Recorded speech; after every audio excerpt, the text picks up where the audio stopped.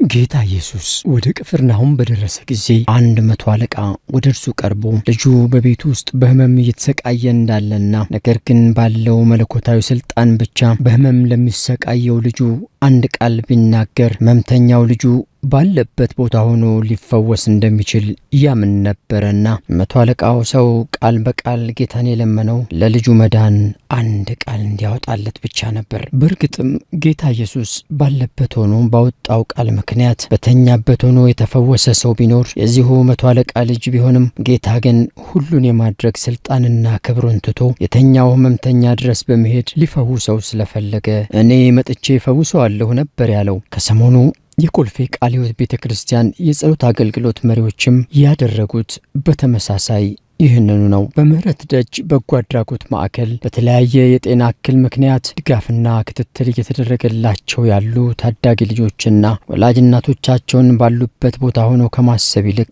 ቦታው ድረስ በመምጣትና ያሉበትን ሁኔታ ፊት ለፊት በማየት የጸሎትና የፍቅር ስጦታቸውን ለግሰዋቸዋል።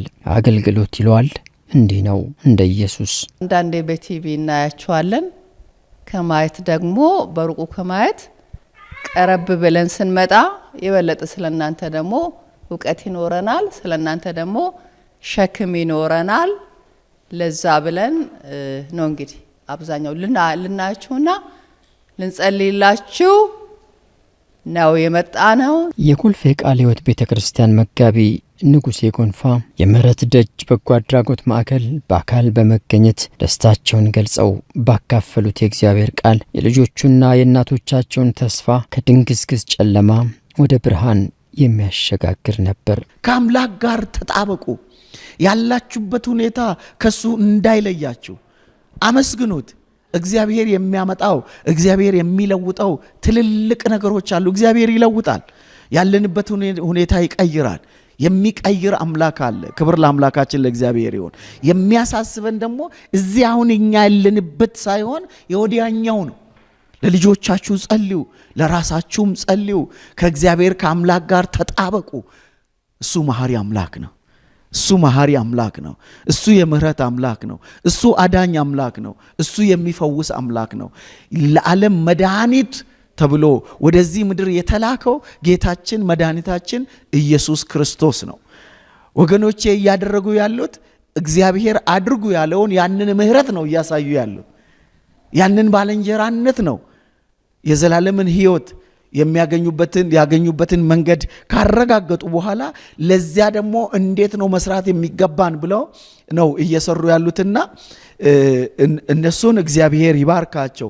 ቤታቸውን እግዚአብሔር ይባርክ። አገልግሎታቸውን እግዚአብሔር ይባርክ። ሕይወታቸውን እግዚአብሔር ይባርክ። እኛ ደግሞ እርግጠኞች መሆን አለብን። ከሞትን በኋላ ምንድነው የምንሆነው? ከሞት በኋላ ወዴት ነው የምንሄደው የሚለውን በደንብ እንድናስብና አሁን እዚህ ላይ የተነገረውን ጌታ አምላካችንን በፍጹም ልባችን፣ በፍጹም ነፍሳችን፣ በፍጹም ኃይላችን፣ በፍጹም ጉልበታችን መውደድ እንድንችል እግዚአብሔር ሁላችንንም ይርዳን።